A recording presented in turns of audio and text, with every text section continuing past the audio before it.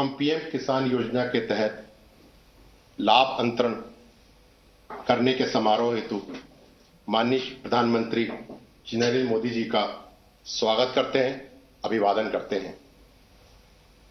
हम इस कार्यक्रम के लिए केंद्रीय कृषि एवं कल्याण मंत्री जी श्री नरेंद्र सिंह तोमर जी, राज्य मंत्री श्री पुरुषोत्तम रुपाला जी, श्री कैलाश चौधरी जी, कार्यक्रम से जुड़े किसान भाई बहनों व अन्य गणमान्य व्यक्तियों का भी स्वागत करते हैं, अभिवादन करते हैं। अब हम केंद्रीय कृषि एवं कल्याण मंत्री जी श्री नरेंद्र सिंह तोमर जी से सविनय अनुरोध करते हैं कि वे माननीय प्रधानमंत्री जी का स्वागत करें और उपस्थित गणमान्य व्यक्तियों को संबोधित करें।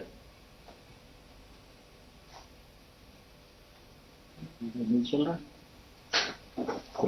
बोले सब। आज हम सबके लिए बहुत ही प्रसन्नता का विषय है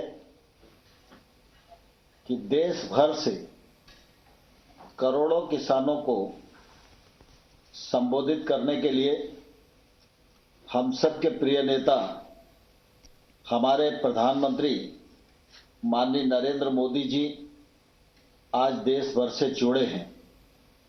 मैं इस अवसर पर करोड़ों करोड़ किसानों की ओर से माननीय प्रधानमंत्री जी का हृदय से बहुत बहुत स्वागत करता हूं, बहुत बहुत अभिनंदन करता हूं। आज इस कार्यक्रम में भिन्न भिन्न स्थानों पर हमारे देश के रक्षा मंत्री श्रीमान राजनाथ सिंह जी, गृह मंत्री श्रीमान अमित शाह जी, परिवहन मंत्री श्रीमान नितिन गडकरी जी, राज्यों के माननीय मुख्यमंत्रीगण, राज्यों के मंत्रीगण, केंद्र सरकार के मंत्रीगण, सांसदगण, विधायकगण और विकास खंड और पंचायत क्षेत्र में इस कार्यक्रम में भाग ले रहे करोड़ों करोड़ भाइयों और बहनों का मैं कृषि एवं किसान कल्याण मंत्रालय की ओर से बहुत बहुत स्वागत करता हूं, बहुत बहुत अभिनंदन करता हूं। इस अवसर पर हमारे मंत्रालय के राज्य मंत्री माननीय रूपाला जी और माननीय कैलाश चौधरी जी, इनकी ओर से भी आप सबका हृदय से बहुत बहुत स्वागत है, बहुत बहुत अभिनंदन है। आज का यह कार्यक्रम हम सबके प्रिय नेता और प्रेरणा स्रोत माननीय अटल बिहारी वाजपेयी जी के जन्मदिन पर संपन्न हो रहा है। सारा देश इस बात का साक्षी है कि अटल बिहारी वाजपेयी जी सुशासन के पक्षधर थे।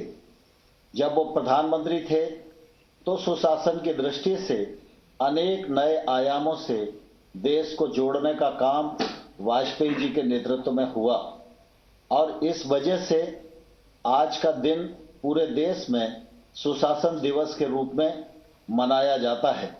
मैं इस अवसर पर अपने मंत्रालय के सभी लोगों की ओर से माननीय अटल जी के चरणों में अपना प्रणाम निवेदित करता हूं। आज सुशासन की दृष्टि से बहुत बड़ा काम हो रहा है और मैं समझता हूं कि अटल बिहारी वाजपेयी जी की आत्मा को भी बहुत संतोष मिलेगा, क्योंकि वो सुशासन और पारदर्शिता के पक्षधर थे और आज माननीय मोदी जी के कर कमलों से देश के 9 करोड़ 4 लाख किसानों को 18,098 करोड़ रुपया बटन दबाकर उनके खातों में 2 घंटे में पहुंचाने का कार्यक्रम होगा। यह पहली बार सारा देश और दुनिया इतनी बड़ी योजना को देख रही है कि इस योजना के क्रियान्वयन में ना कोई बिचौलिया है, ना कोई दलाल है। हम सब जानते हैं कि एक समय था जब देश के तत्कालीन प्रधानमंत्री यह कहा करते थे कि हम 100 रुपए केंद्र से भेजते हैं तो 15 रुपए गांव में जाते जाते बचते हैं।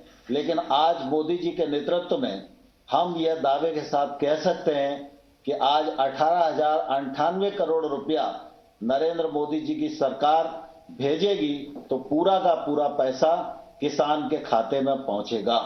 वाजपेयी जी के समय में भी कृषि को महत्ता दी गई थी और उस स्वप्न को साकार करने के लिए 2014 से लगातार नरेंद्र मोदी जी के नेतृत्व में गांव गरीब किसान की उन्नति के लिए काम किया जा रहा है।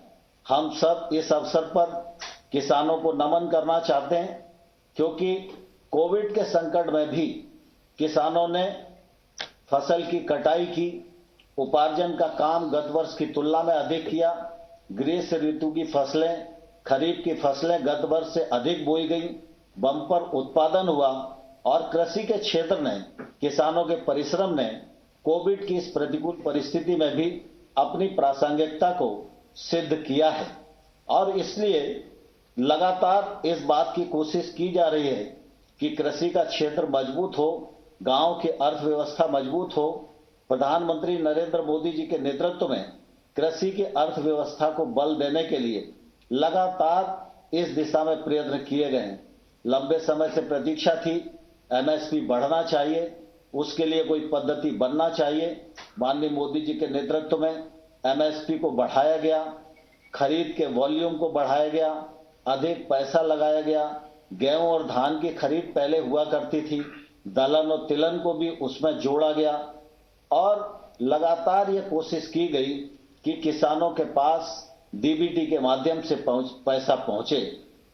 बजट की दृष्टि से भी अगर हम देखेंगे तो 13-14 की तुलना में आज का बजट 6 गुना अधिक यह नरेंद्र मोदी जी की दूरदर्शिता के कारण ही संपन्न हो सका है। देश में 86% छोटे किसान हैं। इन किसानों की आय बढ़ाने के लिए, इन किसानों के जीवन स्तर में बदलाव लाने के लिए, ये किसान महंगी फसलों की ओर आकर्षित हों, टेक्नोलॉजी का सपोर्ट इन्हें मिल सके, इसलिए 10,000 नए एफपीओ बनाने का काम भी मोदी जी के नेतृत्व में ही आज देश में संपन्न हो रहा है। हम सब जानते हैं कि यह जो हमारी पीएम किसान सम्मान निधि की योजना है, यह योजना बहुत ही महत्वाकांक्षी है और इस योजना से गरीब किसान को बहुत लाभ हुआ है। यद्यपि प्रधानमंत्री जी ने पहले जब इस योजना का आरंभ किया था तो यह 2 हेक्टेयर तक के किसानों के लिए थी, लेकिन 2019 में जब सरकार दोबारा प्रधानमंत्री जी के नेतृत्व में बनी तो प्रधानमंत्री जी ने इस दायरे में देश के सभी किसानों को ले लिया है और इसका लाभ सब किसानों को मिल रहा है। मुझे कहते हुए प्रसन्नता है कि आज देश में 11 करोड़ 40 लाख किसान इस योजना के अंतर्गत पंजीकृत हुए हैं। 10 करोड़ 59 लाख किसानों को अभी तक 96,000 करोड़ रुपया उनके खातों में पहुंचाया गया है। कोविड और लॉकडाउन की स्थिति में भी ये पैसा उनके यहां जाता रहा है। आज देश में पश्चिम बंगाल को छोड़कर देश के सभी राज्य और केंद्र शासित राज्य इस योजना से जुड़ चुके हैं। पश्चिम बंगाल के 70 लाख किसान लगभग हैं जो पात्रता की सूची में हमारे अनुमान के अनुसार आ सकते हैं।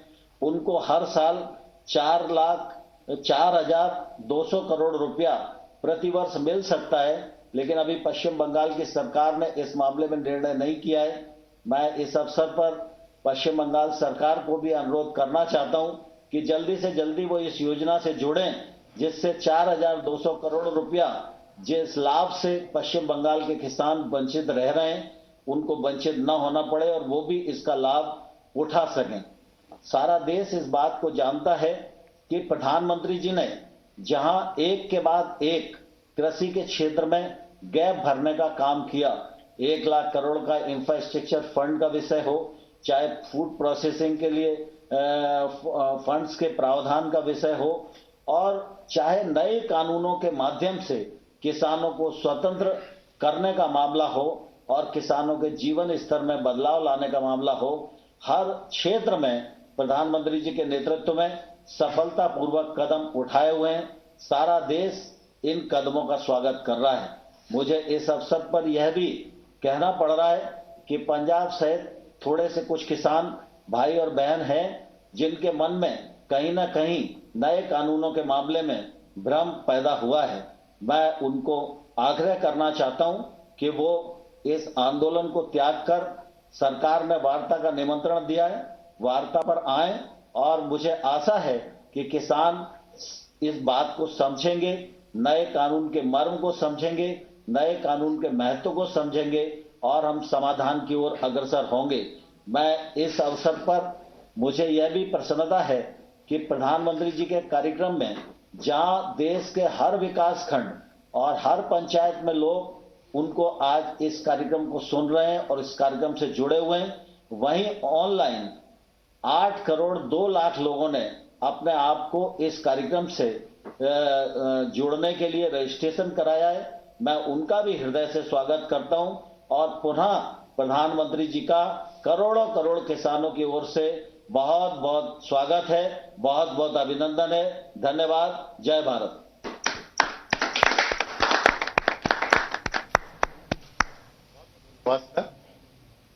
अब हम पीएम किसान योजना के तहत देश में लाभान्वित किसानों के अनुभव की लघु वीडियो फिल्म चलाने का अनुरोध करते हैं।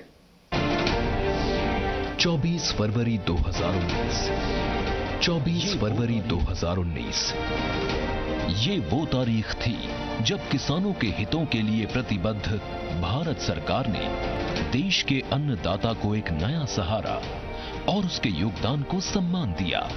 किसानों को सीधी मदद देने के लिए पीएम किसान सम्मान निधि आज उत्तर प्रदेश की पवित्र धरती से देश के करोड़ों किसानों के चरणों में अर्पित करता हूं। दशकों से उपेक्षित और विकास से वंचित हमारे अन्नदाता को हर वर्ष 6,000 रुपए की सहायता राशि आज सशक्त बना रही है और पिछले 2 सालों में प्रधानमंत्री किसान सम्मान निधि योजना के तहत अब तक 10 करोड़ 60 लाख भूजोतधारी किसानों के खातों में 95,000 करोड़ रुपए जमा किए जा चुके हैं। इस स्कीम से बहुत छोटे बड़े जिम्मेदारों को सबको फायदा हुआ और 4 महीने में किस्त आ जाती है बैंक में। मेरे में 6 किस्तें आ चुकी है जिससे हमारा घर का और कृषि का सब काम चलता रहता है। हर 4 महीने में 2,000 रुपए की किश्त बैंक खातों में सीधे पहुंचने पर जहां किसानों की बीज, खाद, कीटनाशक जैसी बुनियादी जरूरतें पूरी हुई, वहीं इस सम्मान राशि ने हमारे कृषक भाइयों को महाजन के कर्ज में डूबने से बचाया है। हमें हर वक्त साहूकार के पास जाना पड़ता था, भाई हमें 1,000 रुपए दे दे, 2,000 रुपए दे दे, कर्जा पानी से अपनी व्यवस्था चला पाते थे। अब हमें वो सब जरूरतें ना अपने बैंक से सम्मान निधि से पूरी हो जाती है। જે પૈસા મળ્યા એનાથી આ વર્ષે અમારે ખાતર, બિયારણ, દવાઓનો ખર્ચો નીકળી જાય છે। તેનાથી સમયસર દવાઓ અને ખાતર મળવાથી ઉત્પાદન પણ સારું આવ્યું અને એનાથી ખૂબ ખૂબ અમને આ વર્ષે લાભ થયો। ఇప్పుడు మాకు నేరుగా వచ్చినందున ఈ పైసలు మాకు మంచి అవసరం పడుతున్నవి। ఈ పథకం ప్రవేశపెట్టిన ప్రైమ్ మినిస్టర్ గారికి నా యొక్క నమస్కారాలు। उधर कोरोना काल में लॉकडाउन के दौरान भी 43,000 करोड़ रुपए से अधिक की सम्मान राशि ने किसानों को न किसी के सामने झुकने दिया और न ही उनके कृषि कार्य को रुकने दिया। लॉकडाउन में हमें समय से पैसा आया, बाकी हमें जो लॉकडाउन में जैसे सब्जी का काम करते, सब्जी का हमारा काम खत्म हो गया था, माल जा नहीं पा रहा था, उससे हम हमारे घर खर्चे हमने चलाए उससे।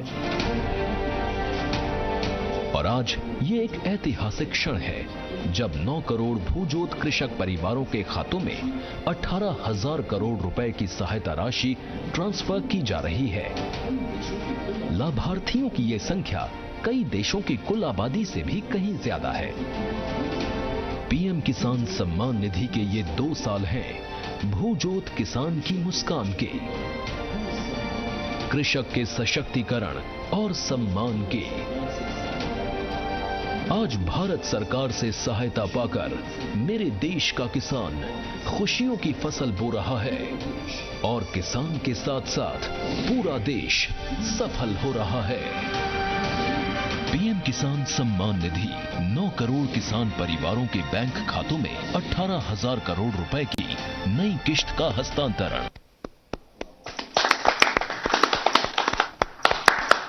वीडियो के लिए धन्यवाद। भारत के सभी हिस्सों से इस योजना के सकारात्मक अनुभव और प्रतिक्रिया देखकर हार्दिक अनुभूति हुई।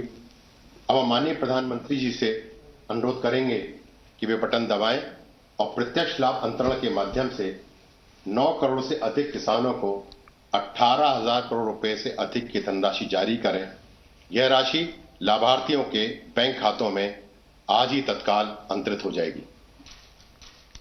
बंद।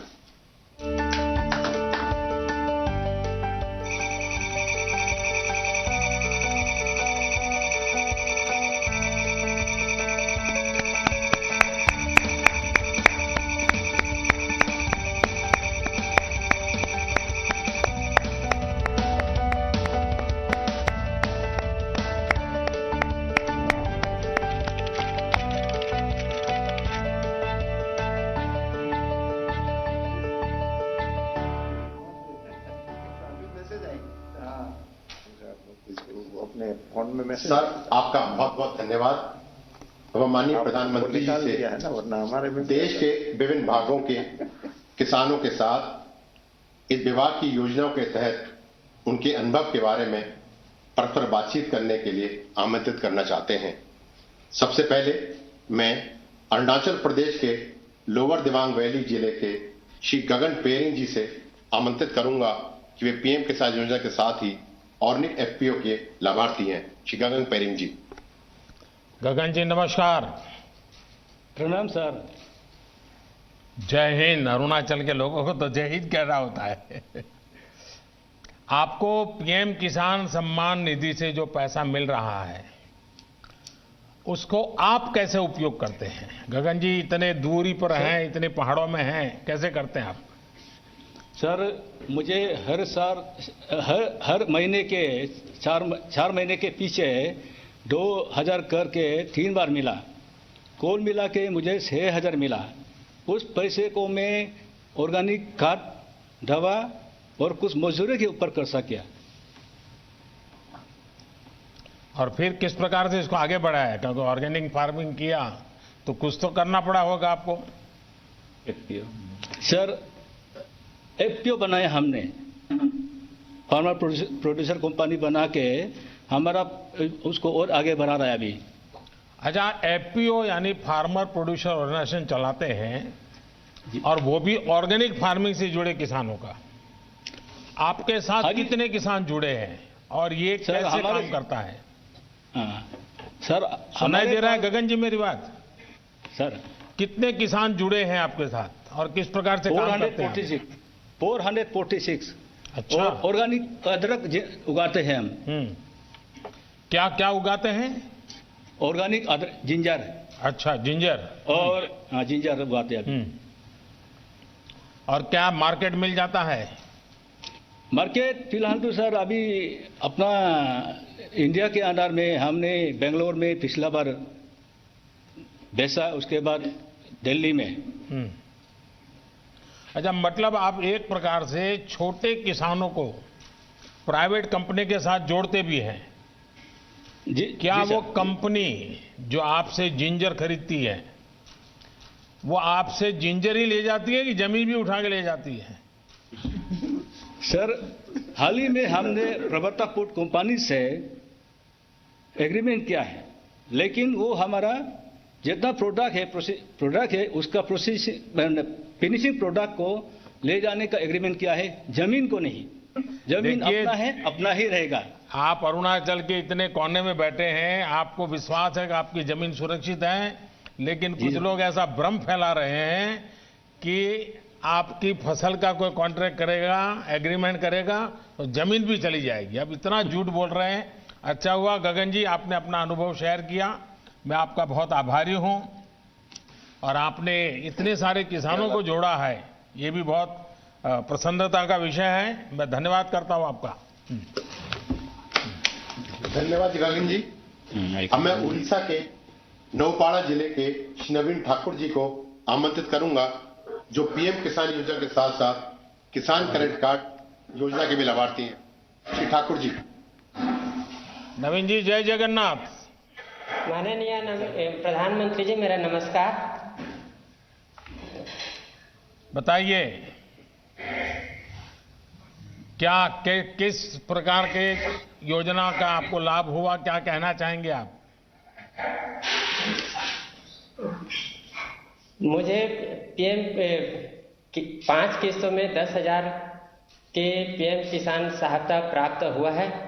मैंने इस धन को खाद बीज कीटनाशक खरीद के लिए उपयोग किया है। एकीकृत यानी खेती और पशुपालन के लिए धन का उपयोग करने की योजना बना रहा हूँ। अच्छा, भारत सरकार एक किसान क्रेडिट कार्ड देती है, वो आपको मालूम है क्या? जी, आपको किसान क्रेडिट कार्ड मिला है? मिला है सर। अच्छा, तो उसका क्या करता है? मुझे 12 मार्च 2019 को क्रेडिट कार्ड मिला है। मैंने 4% के ब्याज दर से बैंक से 27,000 का ऋण लिया है। पहले तो 20% के ब्याज दर से साहूकार से कर्जा लेना पड़ता था। अब 4% के हिसाब ब्याज दर से मेरे को ऋण मिल रहा है और मैं इस धन को बीज खाद कीटनाशक के लिए केसीसी का उपयोग किया है। केसीसी और पीएम किसान की योजना के लाभ से मेरे जीवन स्तर में सुधार हुआ है। इसीलिए आपको प्रधानमंत्री जी मेरा नमस्कार। नवीन जी, आपके पास कितनी जमीन है और आपको ये जो किसान क्रेडिट कार्ड केसीसी की सुविधा जो आपको मिली है, तो अब आप ये खर्च कहाँ से करते हैं? पहले क्या करते थे? पहले कैसा करते थे? मेरे पास 1 एकड़ 40 डिसमिल जमीन है। अच्छा, इतना छोटी जमीन है? छोटी जमीन है। हाँ, उसमें धान का फसल उगा रहा हूँ। मुझे अन्य फसल करने के भी शौक है। तो कुछ शुरू किया है? अभी तो कुछ किया नहीं हूँ, लेकिन शौक तो है। नहीं, करना चाहिए। अच्छा विचार आपको आया है, क्योंकि हमने इस प्रकार से हिम्मत के साथ नई चीजें करना चाहिए। देखिए नवीन जी, अटल जी की सरकार ने किसानों को बैंकों से सस्ते ऋण की ये योजना शुरू की थी जी। और आज उनका जन्मदिन है। अब इसको आप जैसे उड़ीसा में दूर सुदूर बैठे किसानों तक ये मिशन मोड पर काम करने के कारण पहुंचा है। और जैसा आपने कहा, ब्याज में राहत हो गई है, आपको किसी बहुत बड़े ब्याज से पैसा नहीं लेना पड़ रहा है। अब आप नई नई फसल की तरफ जाना चाहते हैं। यही सारी बातें हैं जो छोटे छोटे किसानों को मदद हो, इसलिए सरकार काम कर रही है। और मेरा आपसे आग्रह होगा, आप भी छोटे छोटे किसानों को समझाइए कि ये केसीसी कार्ड नहीं मिला है तो प्राप्त कर लें, केसीसी कार्ड का उपयोग करते बैंकों से पैसे लें, ज्यादा ब्याज से पैसे न लें, अपने बच्चों के लिए ज्यादा खर्चा करें, अपने खेती के लिए ज्यादा खर्चा करें। ये जरूर सबको बताइए। करेंगे नवीन जी? जी सर। पक्का करेंगे? जी पक्का करूंगा सर। चलिए, जय जगन्नाथ आपको। नमस्कार सर। धन्यवाद। अब मैं हरियाणा के फतेहाबाद जिले के श्री हरि सिंह जी को आमंत्रित करूंगा, जो पीएम किसान योजना के साथ क्रॉप डाइवर्सिफिकेशन योजना के लाभार्थी हैं। हरि सिंह जी नमस्ते। नमन प्रणाम सर। नमस्कार साहब, बताइए हरि किशन जी।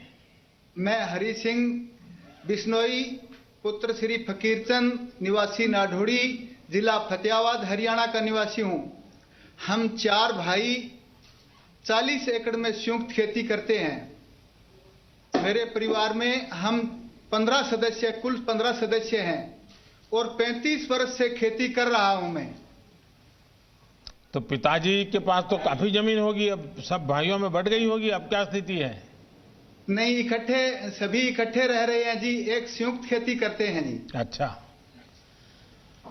यानी आपने ये बहुत अच्छा रास्ता निकाला। नहीं तो ज्यादातर परिवारों में क्या हो रहा है कि एक पीढ़ी से दूसरी पीढ़ी, दूसरी तीसरी बातें आते जमीन के टुकड़े इतने छोटे हो जाते हैं कि किसान के लिए बहुत मुश्किल हो जाता है। नहीं जी, हम तो इकट्ठे। तो अब आप सब मिलकर के एक परिवार पूरी तरह, और इतने सालों से आप खेती में हैं, जरा देश के किसानों को बताइए क्या नया कर रहे हैं आप, कैसे कर रहे हैं, मुझे भी समझाइए। मैं पहले तो धान की खेती करता था जी, उसके बाद अब बागवानी की तरफ रुझान है। अब पहले 2 एकड़ में बाग लगाया था, फिर 2 एकड़ में फिर लगाया, अब करके मेरे पास 10 एकड़ में बाग है जी। बागवानी की खेती की तरफ रुझान है मेरा। बागवानी में क्या क्या करते हैं आप? 3 एकड़ में नींबू की खेती कर रखी है, 7 एकड़ में अमरूद लगा रखा है जी। और आपका सारा सामान दिल्ली में बिक जाता है? नहीं जी, हम लोकल मंडियों में बेच देते हैं, यहाँ नजदीक छोटी छोटी मंडियों में बिक्री हो जाता है। अच्छा, यानी ये जो एपीएमसी उसके बाहर भी बेचते थे? हाँ जी। और वो उसको आपको पूरा पैसा मिलता है? पूरा पैसा मिलता है जी। और पहले से ज्यादा अच्छा मिलता है? अच्छा मिलता है जी। अभी एमएसपी पे धान बेचा। चलिए, मैं पहले तो आपको और आपके सभी भाइयों को बधाई देता हूं, क्योंकि वरना एक ही प्रकार की खेती करते करते इतना पानी हम बर्बाद कर दिए, इतनी जमीन बर्बाद कर दी। लेकिन आपने थोड़ा, भले 3 एकड़ से शुरू किया है, लेकिन मुझे विश्वास है कि नई नई चीजें करके आप बहुत अच्छी तरह योगदान करेंगे। और जमीन को अलग अलग फसलों से जोड़ने से आपकी जमीन की ताकत भी बढ़ेगी, आपको अनुभव आया होगा। तो मैं आपको बहुत बहुत बधाई देता हूं और आपके पूरे परिवार को मेरी तरफ से बहुत शुभकामनाएं। धन्यवाद जी। धन्यवाद। अब मैं महाराष्ट्र के लातूर जिले के श्री गणेश राजेंद्र भोसले जी को आमंत्रित करूंगा कि वे पीएम किसान योजना के साथ साथ ही प्रधानमंत्री फसल बीमा योजना के भी लाभार्थी हैं। श्री भोसले जी। गणेश जी नमस्ते। राम राम सर जी। राम राम। गणेश जी बताइए, आपके पास कितनी जमीन है? मेरा नाम गणेश राजेंद्र भोसले है। मैं महाराष्ट्र के लातूर जिले के औसा तालुका के मातुला गांव का रहवासी हूं। अभी मेरे पास 3 हेक्टेयर जमीन है, जिस पर मैं सोयाबीन और तूर की फसल का उपयोग करता हूं। पहले क्या करते थे गणेश जी? पहले यही खेती में काम था, सोयाबीन, तूर, चना। और खेती के सिवाय भी कुछ करते होंगे कि सिर्फ खेती करते हैं? नहीं, खेती के सिवाय सर जी मेरे पास 9 गाय है और 13 भैंस है, जिसका मैं दूध निकाल कर खेती में उसका पैसा लगाता हूं। अच्छा, यानी पशुपालन भी अच्छी तरह करते हैं आप? हाँ सर जी। अच्छा, मुझे बताइए गणेश जी, सच बताना। हाँ सर। खेती में ज्यादा कमाई होती है कि पशुपालन में?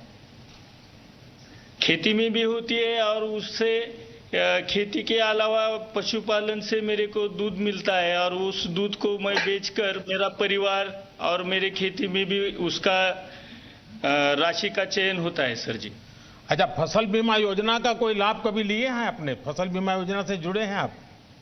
हाँ सर जी, मैं बहुत सालों से फसल बीमा योजना से जुड़ा हूँ।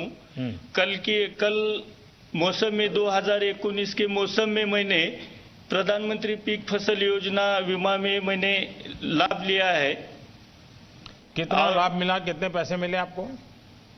मैंने 2019 को प्रधानमंत्री फसल योजना में 2580 रुपए का प्रीमियम किया था, लेकिन पिछले साल बहुत बड़ी बारिश की वजह से सोयाबीन फसल का बहुत नुकसान हो गया और उसके कारण मुझे 54,000 रुपए का राशि मिला है। यानी इंश्योरेंस कंपनी 2,500 रुपया दिया था और 54,000 रुपया मिला? 2580 रुपए का प्रीमियम किया था मैंने। अच्छा, यानी 2,500 रुपया? हाँ सर। हाँ, और आपको मिला 54,000? 54,315 रुपए का मुझे राशि मिला सर। तो ये सब गांव वालों को मालूम है? सब किसानों को मालूम है सर। तब अब सारे किसानों का मन करता है कि फसल बीमा लेंगे? हाँ सर, सभी किसान भाई मेरे साथ आप प्रधानमंत्री पीक फसल योजना से जुड़े हुए। देखिए, मुझे बहुत खुशी हुई कि आपने, और ये बहुत अच्छी स्कीम है। हाँ, उससे हर किसान को फायदा हो रहा है सर जी। चलिए गणेश जी, मुझे अच्छा लगा आपने सारी योजनाओं का लाभ लिया है। मैं आपका अभिनंदन करता हूं। हो। धन्यवाद गणेश जी। अब मैं मध्य प्रदेश के धार जिले के श्री मनोज पाटीदार जी को आमंत्रित करूंगा, जो पीएम किसान योजना के साथ ही डायरेक्ट मार्केटिंग करने के लाभार्थी हैं। श्री मनोज जी, पाटीदार जी। नमस्ते। सादर प्रणाम प्रधानमंत्री जी। प्रणाम जी, बताइए मनोज जी। सर, मेरा नाम मनोज पाटीदार, पिता रामेश्वर जी पाटीदार, ग्राम चिखलिया, धार जिला, मध्य प्रदेश से मैं बात कर रहा हूं सर। मेरे परिवार में हम 6 सदस्य हैं। मेरे माता पिता, मैं, मेरी पत्नी, मेरी एक बेटी और एक बेटा है। यहाँ सब आपसे रूबरू होने आए हैं सर यहाँ। अरे वाह। और मैंने कक्षा 10वीं तक पढ़ाई की है और बाकी की पढ़ाई मैंने परम पूजनीय पांडुरंग शास्त्री आठवले जी द्वारा निर्मित जो तत्व ज्ञान विद्यापीठ, उनका जो गुरुकुल है, बाकी की पढ़ाई मैंने वहाँ की है। तो कहाँ, अहमदाबाद वाले तत्व ज्ञान में पढ़ते थे कहीं और? जी सर, अहमदाबाद भी गया था और मुंबई भी 1 वर्ष के लिए गया था। अच्छा। और मेरे संयुक्त परिवार की सब होके 6 हेक्टेयर जमीन है, जिसमें मैं रबी में गेहूं, चना, मटर, लहसुन और प्याज की खेती करता हूं और खरीफ में सोयाबीन और मक्का की खेती करता हूं सर। क्या अनुभव है, बताइए। क्या लाभ हो रहा है? सरकार की किस योजना का लाभ रहे हैं आप? सर, मुझे किसान सम्मान निधि 5 बार की मिली है और 5 बार मिली और 10,000 टोटल रुपए मुझे प्राप्त हुए, जिसका मैंने अपनी दवाई, खाद, बीज जहाँ जैसी जरूरत लगी वहाँ वैसा मैंने उसका उपयोग कर लिया। ट्रैक्टर भाड़ा जरूरत पड़ी तो वहाँ भी दे दिया। मतलब मुझे उसका सही टाइम टू टाइम उसका पेमेंट आया और उसको मैंने अच्छा, इस साल जब से ये नए कृषि सुधार कानून आए हैं, उसके पहले जो फसल आपने बेची है, तो इससे आपके जीवन में पहले और आज की तुलना में क्या फर्क आया? कोई अंतर समझा सकते हैं आप? बिल्कुल बिल्कुल सर। पहले ये जो नया कृषि कानून जो आया है, इसकी वजह से आज एक हमें नया विकल्प मिल गया है। पहले हमारे पास एक ही द्वार था, वो था मंडी का, लेकिन अभी हम किसी निजी व्यापारी या किसी अन्य संस्थान को हमारा माल हम बेच सकते हैं। इस साल मैंने खरीफ की जो फसल है सोयाबीन, मैंने सोया चौपाल आईटीसी कंपनी को 41 रुपये क्विंटल से टोटल 85 क्विंटल सोयाबीन मैंने बेचा। वहाँ मुझे उसकी खासियत ये लगी चौपाल की कि वहाँ पे एक दिन पहले ही हमें दर प्राप्त हो जाती है और हमारे सामने बड़ा कांटा होता है, उसे हमारे सामने चेक भी करवाया जाता है और सेम डे हमें पेमेंट मिल जाता है। और वहाँ की दूसरी भी अच्छी खासियत है कि हमारा जो माल है हमारे सामने उसका परीक्षण किया जाता है कि भाई इसमें इतनी दागी है, इतनी मिट्टी है, इतना मॉइस्चर है, और वो हमें डिटेल में सब बता देते हैं कि भाई इतना इतना है, आपको चाहे तो ये रेट है आपका, आप चाहो तो बेचो या आपकी इच्छा। तो नए कृषि कानून से मुझे ये जो एक और द्वार मिला है हमारा माल बेचने का, ये बहुत अच्छा लगा। आपको संतोष है? जी सर। आपके इलाके के और भी किसान फायदा उठाते हैं? बहुत किसान उठाते हैं सर। अच्छा, फिर कुछ नेता जो अपना राजनीतिक एजेंडा चलाने के लिए अपनी राजनीतिक विचारधारा किसानों के नाम पर थोपने में लगे हुए हैं और वो कह रहे हैं कि इससे तो किसानों को बड़ा नुकसान होगा। आप तो खुद किसान हैं और आप कह रहे हैं फायदा होगा, तो कहीं ऐसा तो नहीं है प्राइवेट वाले दाम इधर उधर करके मिट्टी है, टिकना है, फलाना है और आपके पैसे काट लेते हैं? ऐसा तो नहीं होता है ना सर? अगर ऐसा वो बता देंगे तो हम हमारा माल देंगे ही नहीं, और दूसरी बात वो हमें हमारा पूरा परीक्षण हमारे सामने करके देते हैं। मतलब अलग से किधर लेके नहीं जाते हैं, हमारे सामने हमको बताते हैं कि ये इसमें इतना मिट्टी है तो इतना पेमेंट इसका कटेगा या नहीं कटेगा, या तो वो हमें सलाह दे देते हैं कि आप भाई इसको ग्रेडिंग करके ले आओ, मॉइस्चर हो तो सूखा कर ले आओ। यानी आपको पूरी तरह विश्वास है कि इस नई व्यवस्था से किसान को सचमुच में लाभ होगा? हाँ, हमें बिल्कुल विश्वास है सर। चलिए मनोज जी, मैं बहुत आभारी हूं आपका और आपके पूरे परिवार के लोग यहाँ आए हैं, मैं उन सबको भी प्रणाम करता हूं। और आपने सर, मेरा एक निवेदन है सर। जी जी, बताइए। सर हमारे कृषि में हमें अभी जंगली जानवर हमें बहुत परेशान हो रहे हैं, जिनको घोड़ा रोज बोलते हैं। हाँ, ये बात सही है आपकी। तो हमारे किसान लोग बहुत परेशान हैं। मुझे आज एक जगह मिल गई है कि डायरेक्ट मैं आपसे ये बात कर सकूं। ये बात सही है। कई जगह पे ये, जब मैं गुजरात में मुख्यमंत्री था तब भी ये समस्या मेरे सामने आती थी, लेकिन इस देश में अभी जो ये किसान आंदोलन के नाम से बैठे हुए हैं, उन्हीं की विचारधारा के उस दूसरे लोग एनवायरमेंट के नाम पर आंदोलन चला करके अगर किसी किसान ने किसी पशु को मार दिया तो उसको जेल भिजवा देते हैं यही लोग। यानी वो उधर एक आंदोलन चलाना, इधर दूसरा आंदोलन चलाना, क्योंकि उनकी राजनीतिक विचारधारा से करते हैं। और इसके कारण, लेकिन ये बात सही है कि इसका समाधान हम सबको मिलकर निकालना होगा। और हिंदुस्तान के कई कोने में ये इस प्रकार की समस्या है। लेकिन मनोज जी, मैं आपका आभारी हूं, आपने इस बात का मेरे ध्यान पर आकर्षित किया। धन्यवाद जी। धन्यवाद जी। अब मैं तमिलनाडु के कृष्णगिरी जिले के श्री एम सुब्रमणी को आमंत्रित करूंगा, जो पीएम किसान योजना के साथ ही सूक्ष्म सिंचाई योजना के भी लाभार्थी हैं। श्री सुब्रमणी जी। वणक्कम। वणक्कम। हाँ, बोलिए। உங்களை பத்தி சொல்லுங்க, உங்க இதை பத்தி, குடும்பத்தை பத்தி சொல்லுங்க, உங்களுக்கு எவ்வளவு ஜமீன் நிலம் இருக்குது அதை பத்தி சொல்லுங்க. வணக்கம் பிரதமருக்கு. என் பேர் சுப்பிரமணி, கிருஷ்ணகிரி மாவட்டம். என் குடும்பத்தில் 4 பேர் இருக்கிறோம். எங்களுக்கு 4 ஏக்கர் நிலம் இருக்குது. விவசாயம் செஞ்சுன்னு வர்றோம். தக்காளி 2 ஏக்கரை போட்டு இருக்கோம். பட்டன் ரோஸ் 1 ஏக்கரை போட்டு இருக்கிறோம். मेरा नाम सुब्रमण्य है। मेरा परिवार में 4 सदस्य हैं। वो चारों सदस्य मिलकर हम खेती करते हैं। मेरा पत्नी, मैं और मेरा 2 लड़का हैं। और जो है वो मेरे पास 4 एकड़ जमीन है। उसमें से अभी जो टमाटर और जो गुलाब के फूल का पौधा जो मैं बताऊं। आप इतना बढ़िया हिंदी कैसे बोलते हैं? साहब मैं भोजपुरी सैनिक हूं साहब। अच्छा, फौज में थे? फौज में था साहब। अच्छा, वाह।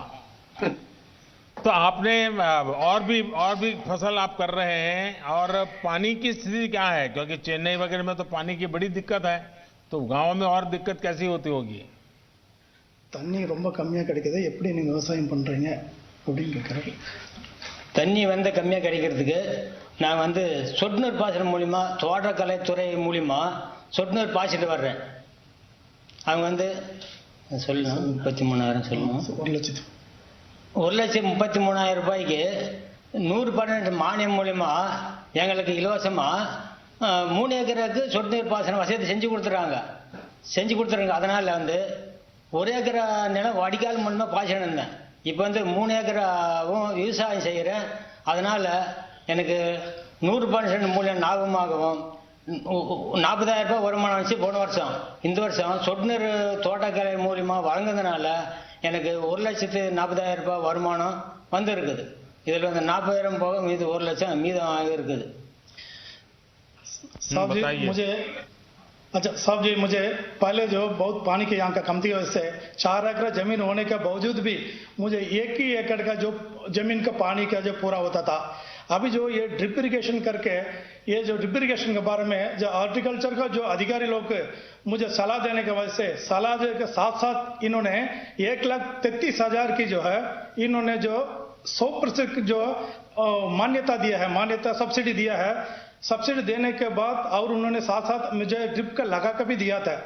अभी लगाने की वजह से मुझे पहले 1 एकड़ का जो है वो पानी मिलता था, पूरा होता था। आजकल 3 एकड़ का जमीन को मेरा पानी पूरा हो जाता है। उसका वजह से मुझे पिछले जो इसमें जो ड्रिप इरिगेशन का पहले मैं 40,000 ही कमाता था 1 एकड़ के जमीन की वजह से। अभी जो है 3 एकड़ का जमीन होने की वजह से मुझे 1,40,000 का जो है वो धन मिलता है। अभी उसमें मुझे पहले ड्रिप इरिगेशन के पहले मुझे 40,000 मिलता था, अभी जो 1 लाख मुझे फालतू लाभ मिलता है। इसमें मैं बहुत खुश हूं। सुब्रमण्य जी, मैं आपको सबसे पहले बधाई देता हूं कि आपने कमाई तो की, लेकिन आपने मानव जात की सेवा की है, क्योंकि आपने पानी बचाया है। और सरकार की ये जो ड्रिप इरिगेशन, माइक्रो इरिगेशन की योजना है, जो पूरे देश में बहुत बड़ा अभियान चल रहा है, उसका आपने फायदा उठाया, और इस फायदे के कारण आपका 1 लाख रुपया आय भी बढ़ी। पानी भी बचा, आय भी बढ़ी और आपकी जमीन का उपयोग भी हुआ। और इसलिए ये आपने ये लंबी सोच के साथ ये विचार किया, इसके लिए आप बहुत अभिनंदन के अधिकारी हैं। लेकिन मैं आपसे आग्रह करूंगा, आप इतने जागरूक किसान हैं, और किसानों को भी समझाइए कि पानी ज्यादा जरूरत नहीं होती है। अगर पानी को बूंद बूंद डालें तो भी अच्छी फसल होती है, लेकिन किसान के मन में क्या है कि जब तक पूरा खेत पानी से भरा हुआ देखता नहीं, तब तक उसको लगता है कि कुछ रह गया। हकीकत में तो पानी उसके मूल में जाना चाहिए और बूंद बूंद से जा सकता है। अगर ये काम आप कर लिए, बहुत बढ़िया किए हैं। और यहां तो मेरे सामने जय जवान भी है, जय किसान भी है। चलिए, वणक्कम आपको। धन्यवाद सुब्रमणि जी। अब मैं उत्तर प्रदेश के महाराजगंज जिले के श्री राम गुलाब को आमंत्रित करूंगा, जो कि पीएम किसान योजना के साथ साथ फार्मिंग एग्रीमेंट भी करते हैं। श्री राम गुलाब जी। राम गुलाब जी नमस्ते। प्रणाम सर, आपके चरणों में। हमारा नाम राम गुलाब है। मैं बनग्राम बीट मरकदमा राजा जिला महाराजगंज उत्तर प्रदेश के एक छोटा किसान हूं। मेरे पास महोदय 1.5 एकड़ जमीन है। इसमें हम धान, गेहूं और सब्जी की खेती करता हूं। मेरे परिवार में महोदय मेरे माता पिता एवं 3 बच्चे एवं उनकी बहुएं भी आ चुकी हैं। कुल 10 परिवार से हम रहते हैं एक साथ। तो इतनी छोटी जमीन का टुकड़ा और इतना बड़ा परिवार, आपने कैसा व्यवस्था क्या नई बनाई है? सर, हम एक किसानों के साथ मिलकर के एक एफपीओ का गठन किए हैं, जिसमें हमारे 100 किसानों से हम महोदय शुरू किए हैं, जिसे आपसे कहने में बड़ा खुशी आभार व्यक्त करते हैं कि आपसे हम रूबरू हो रहे हैं। और वो खेती जो है सबके साथ मिला करके एफपीओ के द्वारा हम सर करते हैं। वह शकरकंद की खेती नए प्रजाति में इस समय कर रहे हैं। अच्छा, आपके 100 के 100 किसान जो है, जिनका आपने समूह बना दिया है, एफपीओ बनाया है, सबके सब शकरकंद की खेती करते हैं? नहीं सर, अभी इन साल नया फसल ये आई है। और हम पहले सर धान, गेहूं एवं सब्जी की खेती अधिक मात्रा में करते थे। इस समय लगभग 10 टन देने के लिए एग्रीमेंट अहमदाबाद कंपनी से महोदय हम इस समय किए हैं। जिला महाराजगंज सभागार में, कलेक्ट्रेट सभागार में। और उसमें कृषि विभाग एवं नाबार्ड और महोदय एक एनजीओ महाराजगंज के मुख्य धार हैं, विनोद कुमार तिवारी सर, इनके माध्यम से हम। तो ये आपके साथ जो 100 किसान जुड़े हैं, उसमें बड़े किसान हैं कि छोटे किसान हैं? सर, उसमें सब छोटे छोटे किसान हैं और सब बनटानिया के ही किसान हैं। महाराजगंज में महोदय 18 बनटानिया किसान, 18 बनग्राम हैं, जिनमें से पहले 100 किसान से हम जुड़ करके इस समय महोदय 300 से ऊपर किसान इसमें जुड़ चुके हैं। अरे वाह! तो ये अहमदाबाद की कंपनी आपसे माल खरीद रही है, आपको पूरे पैसे दे रही है? सर, हमसे उनसे एग्रीमेंट हुआ है। हम पहले 10 से 15 रुपए किलो हम उसको बेच देते थे लोकल मार्केट में, और उनसे हमसे 25 रुपया का एग्रीमेंट हुआ है और वो हमारे घर से लेके जाएंगे। अरे वाह! इसमें हमें किसी प्रकार का भाड़ा नहीं देना है, ना ही कोई बिचौलिया का है। तो आपको ये नए कृषि सुधार के कारण सबसे बड़ा लाभ होगा, ऐसा आपको लगता है? जी। और ये जमीन तो नहीं चली जाएगी ना? नहीं सर, इससे तो हम देख रहे हैं जमीन नहीं जाएगी, केवल हमारे फसल नहीं, ये झूठ फैलाया जा रहा है जी। आप जैसे लोग जब बोलते हैं तब विश्वास लोगों का बढ़ता है कि भाई इसे जमीन नहीं जाती है, हमारे फसल बिकती है, और फसल पहले बर्बाद होती थी, अब बिकती है। चलिए, मैं आपको बहुत बधाई देता हूं। और आपने खुद का तो किया, लेकिन छोटे छोटे छोटे 300 किसान तक आप पहुंच गए। मैं मानता हूं ये महाराजगंज में आपके द्वारा बहुत बड़ी क्रांति आएगी और उसकी बात पूरे उत्तर प्रदेश में फैलेगी। बहुत बड़ा लाभ होगा। मैं आप सबको बहुत बहुत बधाई देता हूं। धन्यवाद सर, रामगोपाल महाराज जी की तरफ से हम आपको हार्दिक दिल से अभिनंदन करता हूं। बस किसानों के आशीर्वाद बने रहे ताकि हम देश के किसानों का कल्याण करते रहें। श्री राम गुलाब जी, आपका बहुत बहुत धन्यवाद। अब हम माननीय प्रधानमंत्री जी से देश को संबोधित करने का अनुरोध करते हैं। देश भर से जुड़े मेरे किसान भाई बहन, इस कार्यक्रम में देश में अलग अलग स्थानों से जुड़े केंद्र सरकार के मंत्रीगण, राज्य सरकारों के मंत्रीगण, आदरणीय सभी मुख्यमंत्रीगण, पंचायत से लेकर के पार्लियामेंट तक चुने हुए सारे जनप्रतिनिधि और सब गांवों में जाकर के किसानों के बीच में बैठे हैं। मैं आप सबको और मेरे किसान भाइयों बहनों को मेरी तरफ से नमस्कार। किसानों के जीवन में खुशी, ये हम सभी की खुशी बढ़ा देती है। और आज का दिवस तो बहुत ही पावन दिवस भी है। किसानों को आज जो सम्मान निधि मिली है, उसके साथ ही आज का दिन कई अवसरों का संगम बनकर भी आया है। सभी देशवासियों को आज क्रिसमस की भी बहुत बहुत शुभकामनाएं।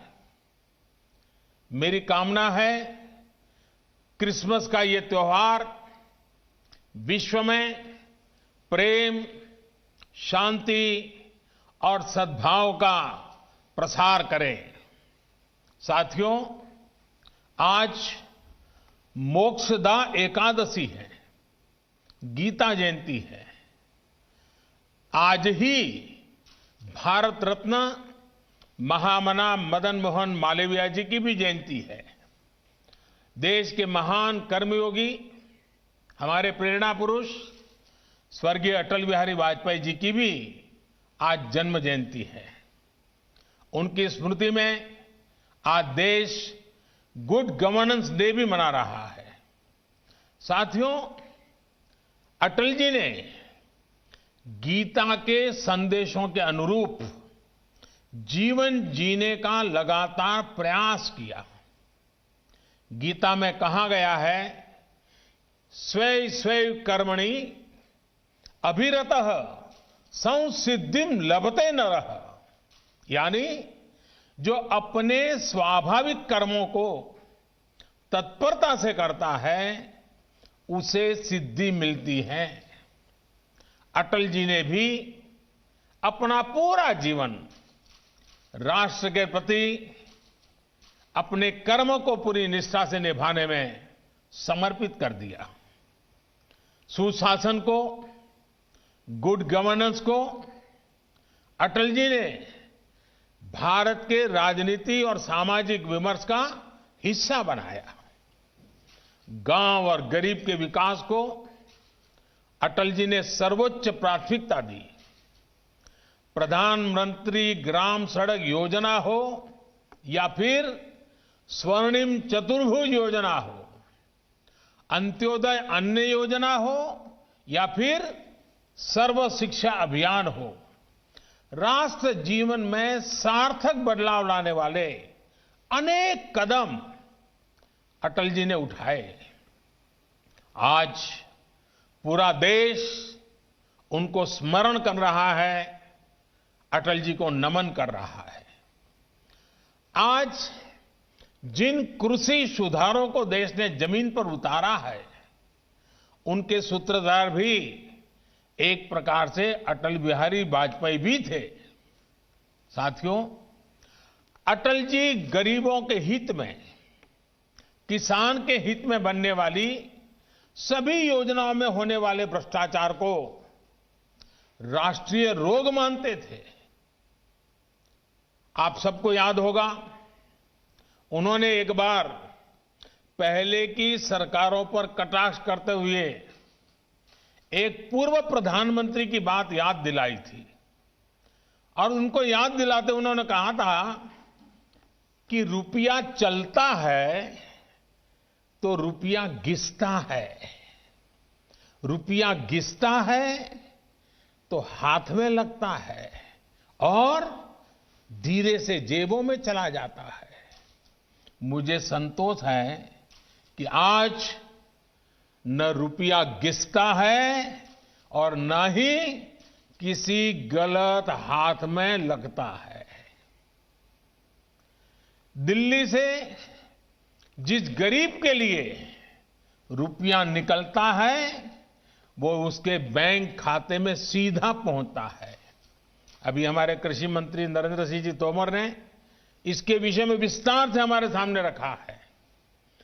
पीएम किसान सम्मान निधि इसका ही एक उत्तम उदाहरण है।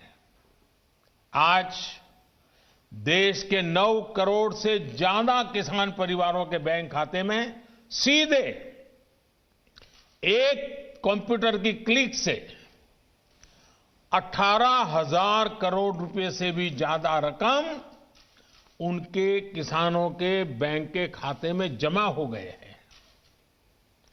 जब से ये योजना शुरू हुई है तब से 1,10,000 करोड़ रुपए से ज्यादा 1,10,000 करोड़ रुपए से ज्यादा किसानों के खाते में पहुंच चुके हैं। और यही तो गुड गवर्नेंस है, यही तो गुड गवर्नेंस टेक्नोलॉजी के द्वारा उपयोग किया गया है। 18,000 करोड़ से ज्यादा रुपए पल भर में, कुछ ही पल में सीधे किसानों के बैंक खातों में जमा हो गए हैं। कोई कमीशन नहीं,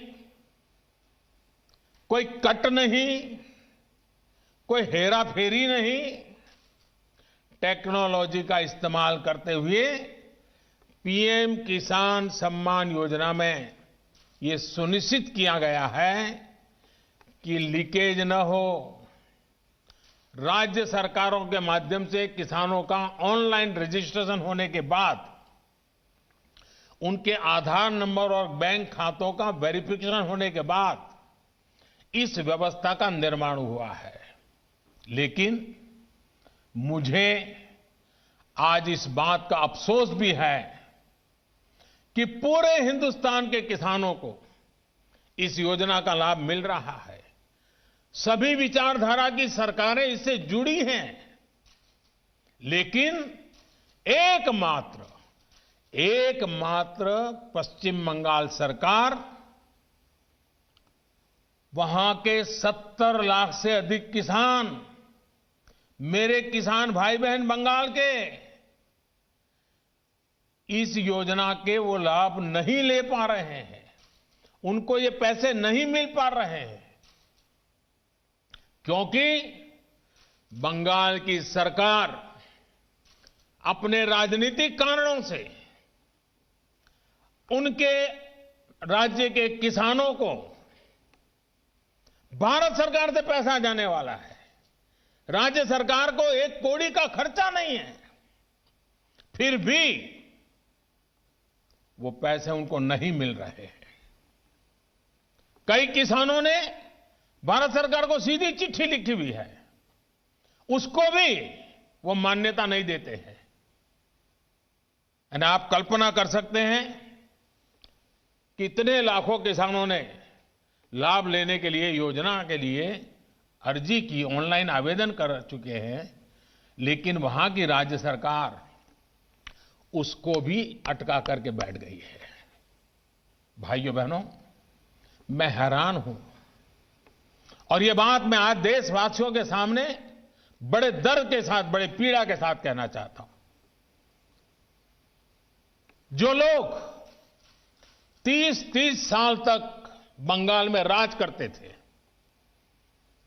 एक ऐसी राजनीतिक विचारधारा को लेकर के बंगाल को कहां से कहां ला करके उन्होंने हालत करके रखी है, सारा देश जानता है। और ममता जी के 15 साल पुराने भाषण सुनोगे तो पता चलेगा कि इस राजनीतिक विचारधारा ने बंगाल को कितना बर्बाद कर दिया था।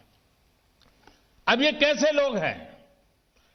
बंगाल में उनकी पार्टी है, उनका संगठन है, 30 साल सरकार चलाई है, कितने लोग होंगे उनके पास? एक बार भी इन लोगों ने किसानों को ये 2000 रुपया मिलने वाला कार्यक्रम है, बंगाल के अंदर कोई आंदोलन नहीं चलाया। अगर आल के दिल में किसानों के लिए इतना प्यार था, बंगाल में आपकी धरती है, तो आपने बंगाल में किसानों को न्याय दिलाने के लिए प्रधानमंत्री किसान सम्मान योजना के पैसे किसानों को मिले, इसके लिए क्यों आंदोलन नहीं किए? क्यों आपने कभी आवाज नहीं उठाई? और आप वहां से उठ करके पंजाब पहुंच गए। तब सवाल उठता है। और पश्चिम बंगाल की सरकार भी देखिए, अपने राज्य में इतना बड़ा किसानों को लाभ, 70 लाख किसानों को इतना धन मिले, हजारों करोड़ रुपया मिले, वो देने में उनको राजनीति आड़े आती है। लेकिन वही पंजाब जाकर के जो लोग के साथ वो बंगाल में लड़ाई लड़ते हैं, यहां आकर के उनसे गुपचुप करते हैं। क्या देश की जनता इस खेल को नहीं जानती है? क्या देश की जनता को इस खेल का पता नहीं है? जो आज विपक्ष में हैं, उनकी इस पर जुबान क्यों बंद हो गई है? क्यों चुप है? साथियों, आज जिन राजनीतिक दलों के लोग अपने आप को इस राजनीतिक प्रवाह में, जब देश की जनता ने उन्होंने नकार दिया है, तो कुछ न कुछ ऐसे इवेंट कर रहे हैं, इवेंट मैनेजमेंट हो रहा है, ताकि कोई सेल्फी ले ले, कोई फोटो छप जाए, कहीं टीवी पर दिखाई दे और उनकी राजनीति चलती जाए। अब देश ने उन लोगों को भी देख लिया है, ये देश के सामने एक्सपोज हो गए हैं।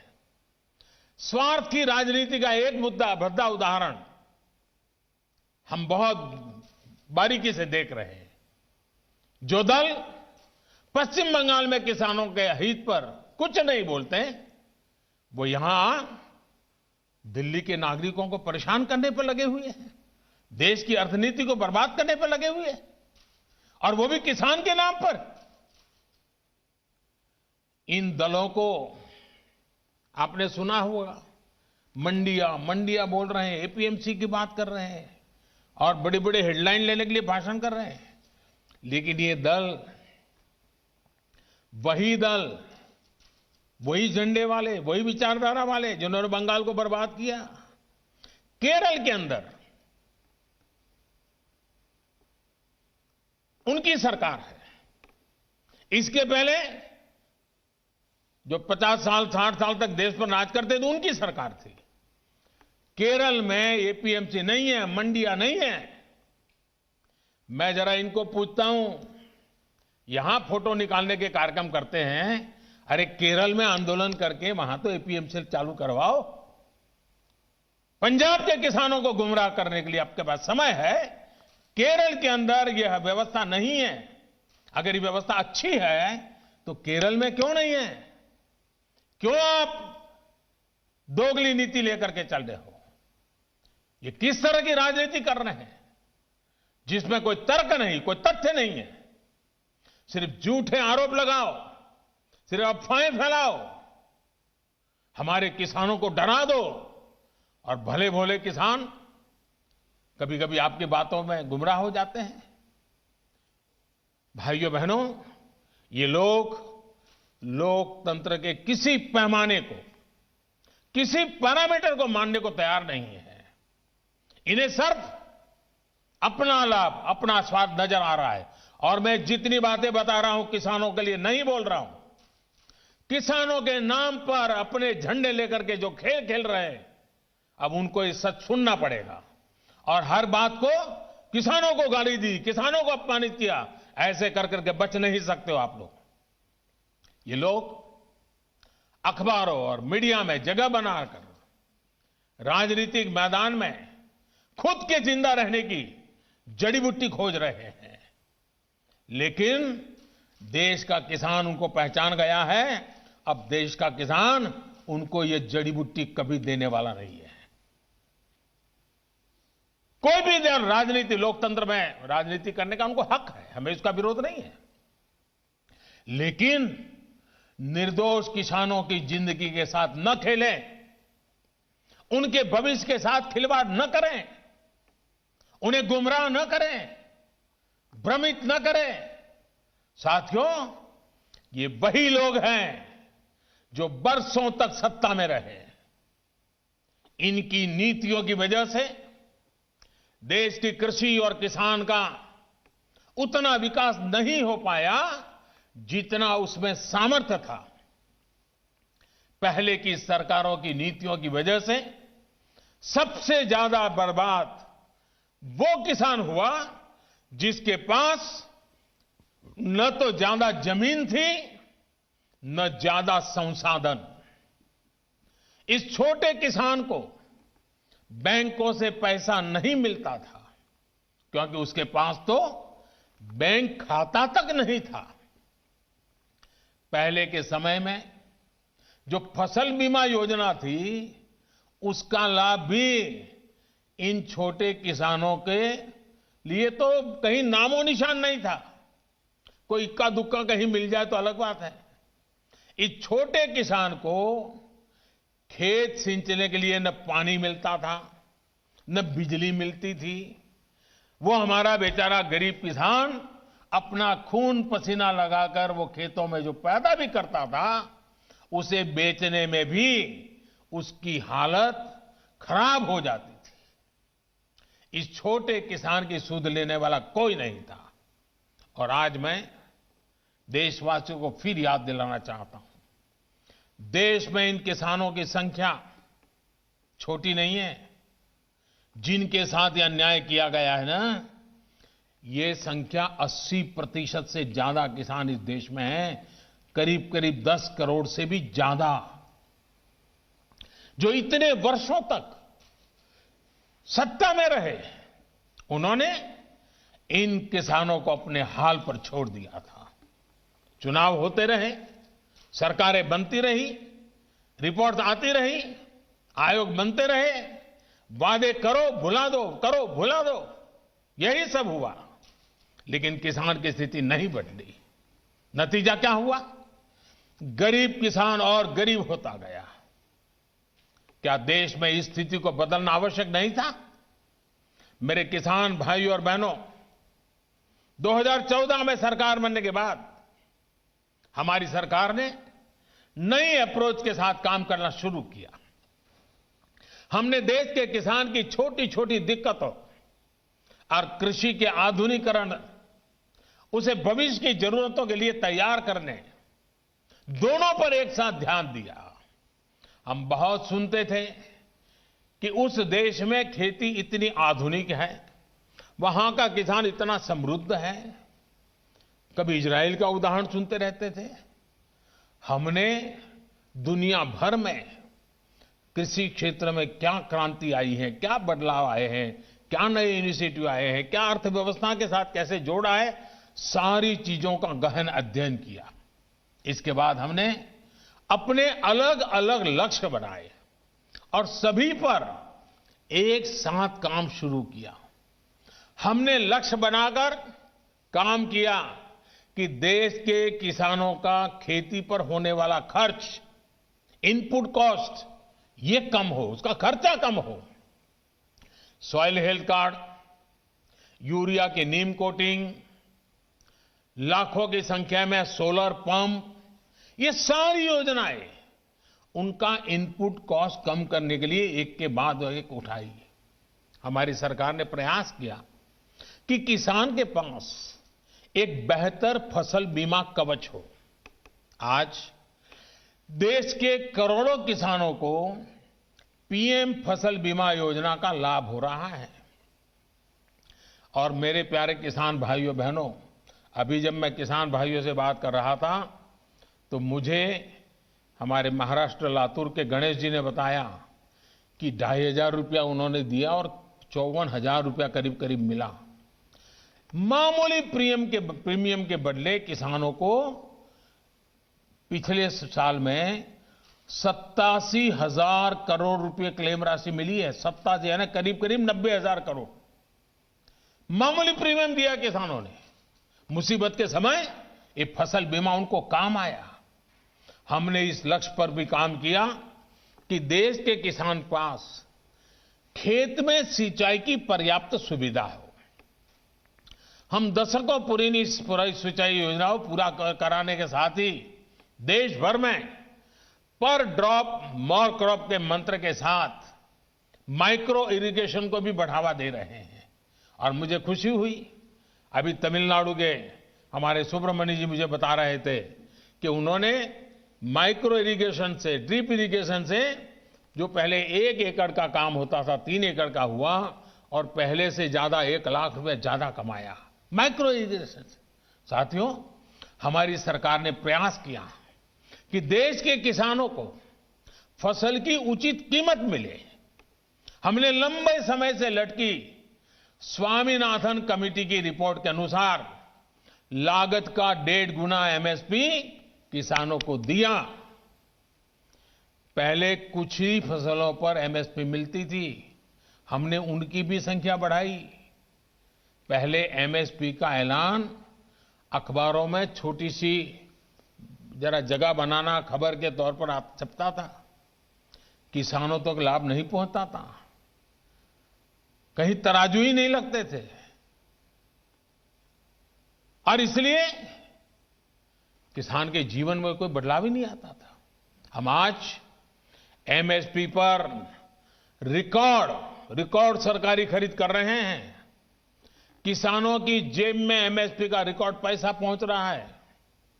जो आज किसानों के नाम पर आंदोलन कर रहे हैं, वो जब उनका समय था तब चुप मार करके बैठे हुए थे। ये जितने लोग आंदोलन चला रहे हैं ना, ये उस सरकार के हिस्सेदार थे, समर्थन करते थे। और यही लोग स्वामीनाथन कमेटी की रिपोर्ट के ऊपर बैठ गए थे, सालों तक बैठ गए थे। हमने आकर के निकाला, क्योंकि हमारे दिल में किसान की जिंदगी को भला करना, कल्याण करना, ये हमारा जीवन का मंत्र है, इसलिए कर रहे हैं। साथियों, हम इस दिशा में भी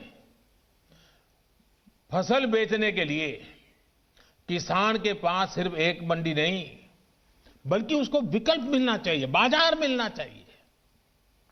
हमने देश की 1000 से ज्यादा कृषि मंडियों को ऑनलाइन जोड़ा। इनमें भी 1 लाख करोड़ रुपए से ज्यादा का कारोबार किसानों ने कर दिया है। किसान ऑनलाइन बेचना शुरू किया है। साथियों, हमने एक और लक्ष्य बनाया कि छोटे किसानों के समूह बने, ताकि वो अपने क्षेत्र में एक सामूहिक ताकत बनकर काम करे। आज देश में 10,000 से ज्यादा किसान उत्पादक संघ एफपीओ बनाने का अभियान चल रहा है। उन्हें आर्थिक मदद दी जा रही है। अभी हम महाराजगंज के राम गुलाब जी से सुन रहे थे, 300 के करीब किसानों को इकट्ठा किया है उन्होंने, और पहले की तुलना में 1.5 गुना भाव से माल बेचना शुरू हुआ है। एफपीओ बनाया उन्होंने, वैज्ञानिक तरीके से खेती में मदद ली, और आज उनको फायदा हो रहा है। साथियों, हमारे कृषि क्षेत्र की सबसे बड़ी आवश्यकता है गांव के पास ही भंडारण, कोल्ड स्टोरेज। इसकी आधुनिक सुविधा कम कीमत पर हमारे किसानों को उपलब्ध हो। हमारी सरकार ने इसे भी प्राथमिकता दी। आज देश भर में कोल्ड स्टोरेज का नेटवर्क विकसित करने के लिए सरकार करोड़ों रुपए का निवेश कर रही है। हमारी नीतियों में इस पर भी बल दिया गया है कि खेती के साथ ही किसान के पास आय बढ़ाने के दूसरे विकल्प भी हो।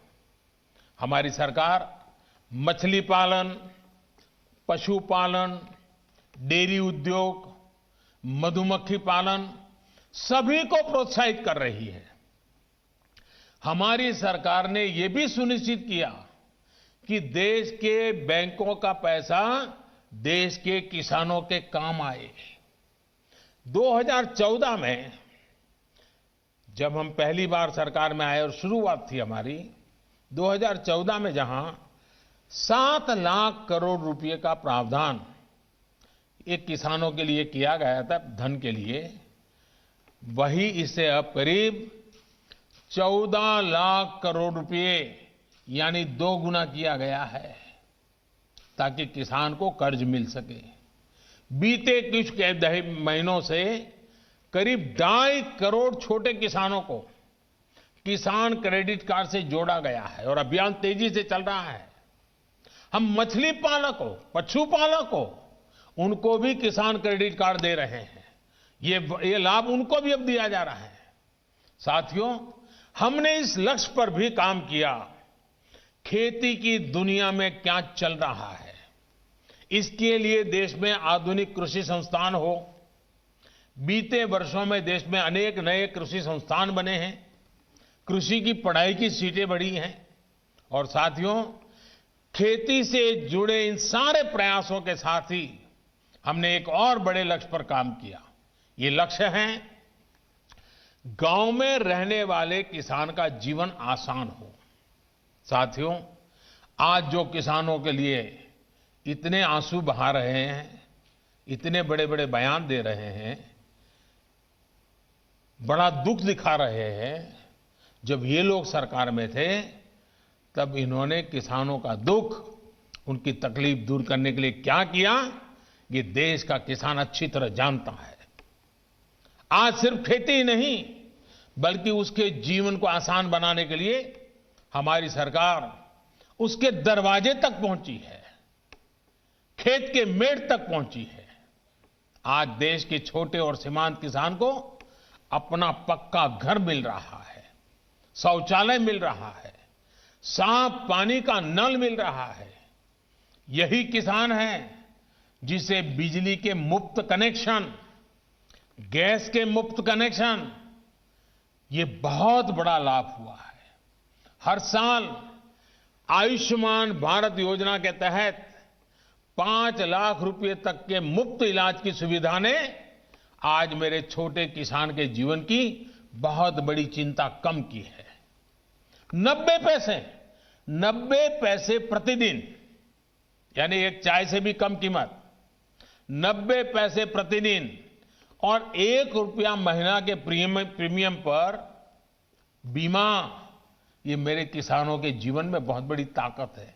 60 वर्ष की आयु के बाद 3,000 रुपये मासिक पेंशन, ये सुरक्षा कवच भी आज किसान के पास है। साथियों, आजकल कुछ लोग किसान की जमीन की चिंता करने का दिखावा कर रहे हैं। किसानों की जमीन हड़पने में कैसे कैसे लोगों के नाम अखबारों में चमकते रहे हैं, हम जानते हैं। ये लोग तब कहां थे जब मालिकाना दस्तावेज के अभाव में किसानों के घर और जमीन पर अवैध कब्जे हो जाते थे। गांव के छोटे और सीमांत किसानों को, खेत मजदूरों को इस अधिकार से इतने सालों तक वंचित किसने रखा? इसका जवाब इन लोगों के पास नहीं है। गांव में रहने वाले हमारे भाई बहनों के लिए ये काम आज हो रहा है। अब गांव में किसानों को उनके मकान का, जमीन का नक्शा और कानूनी दस्तावेज दिया जा रहा है। टेक्नोलॉजी की मदद से स्वामित्व योजना के बाद अब गांव के किसान को भी जमीन और घर के नाम पर बैंक से कर्ज मिलना आसान हुआ है। साथियों, बदलते समय के साथ अपनी अप्रोच का विस्तार करना भी उतना ही जरूरी है। हमें 21वीं सदी में भारत की इस कृषि को आधुनिक बनाना ही होगा और इसी का बीड़ा देश के करोड़ों किसानों ने भी उठाया है और सरकार भी उनके साथ कंधे से कंधा मिला करके आगे बढ़ने के लिए कृत संकल्प है। आज हर किसान को यह पता है कि उसकी उपज का सबसे अच्छा दाम कहां मिल सकता है। पहले क्या होता था कि अगर मंडी में बेहतर दाम नहीं मिलते थे या फिर उसकी उपज को दोयम दर्जी का बताकर खरीदने से इनकार कर दिया जाता था तो किसान मजबूरी में औने पौने दामों पर अपनी उपज बेचने को मजबूर रहता था। इन कृषि सुधारों के जरिए हमने किसानों को बेहतर विकल्प दिए हैं। इन कानूनों के बाद आप जहां चाहे जिसे चाहे अपनी उपज बेच सकते हैं। मेरे किसान भाइयों बहनों, मेरे इन शब्दों को आप ध्यान से सुनिए। मैं फिर से कह रहा हूं कि आप अपनी फसल को जहां चाहे आप निर्णय करके बेच सकते हैं। आपको जहां सही दाम मिले आप वहां पर उपज बेच सकते हैं। आप न्यूनतम समर्थन मूल्य यानी एमएसपी पर अपनी उपज बेचना चाहते हैं, आप उसे बेच सकते हैं। आप मंडी में अपनी उपज बेचना चाहते हैं, आप बेच सकते हैं। आप अपनी उपज का निर्यात करना चाहते हैं, आप निर्यात कर सकते हैं। आप उसे व्यापारी को बेचना चाहते हैं, आप बेच सकते हैं।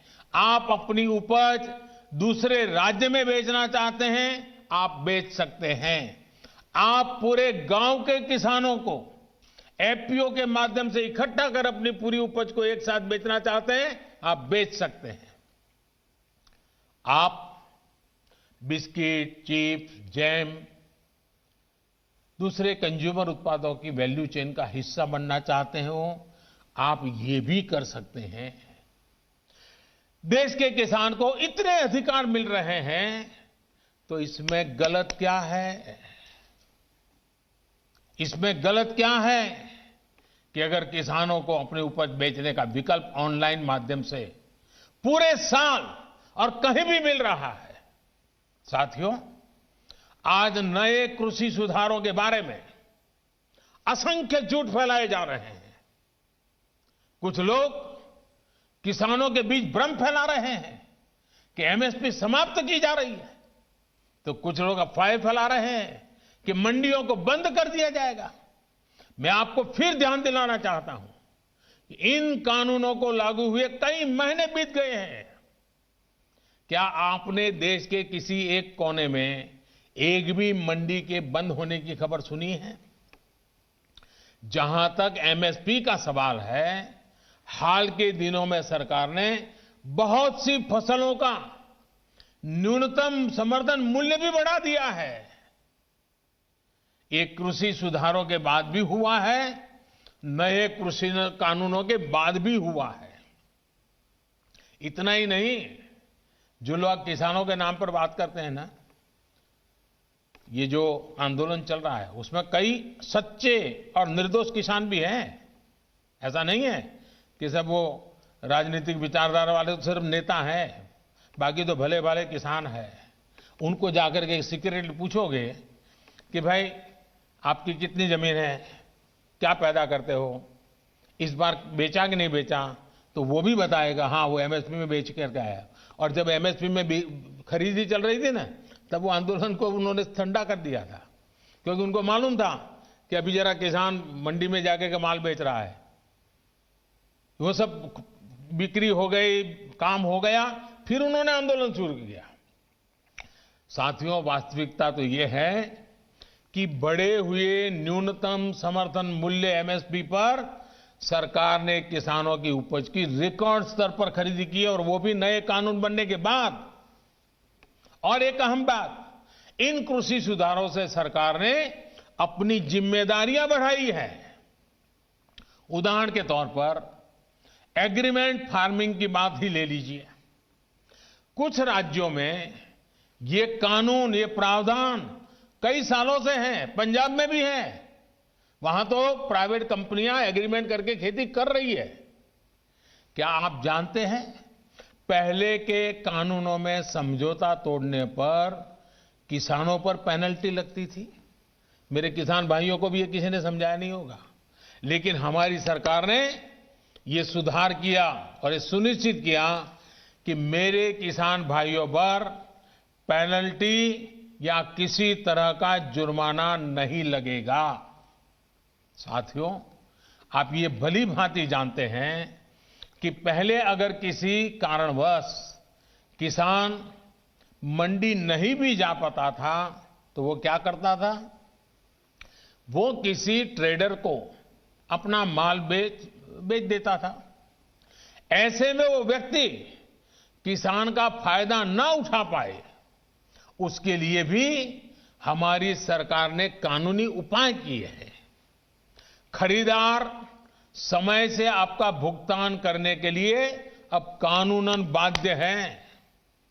उसे रसीद भी काटनी होगी और 3 दिन के भीतर भुगतान भी करना होगा, नहीं तो ये कानून किसान को शक्ति देता है, ताकत देता है, वो अधिकारियों के पास जाकर कानूनी तंत्र का सहारा लेकर अपना पैसा प्राप्त कर सके।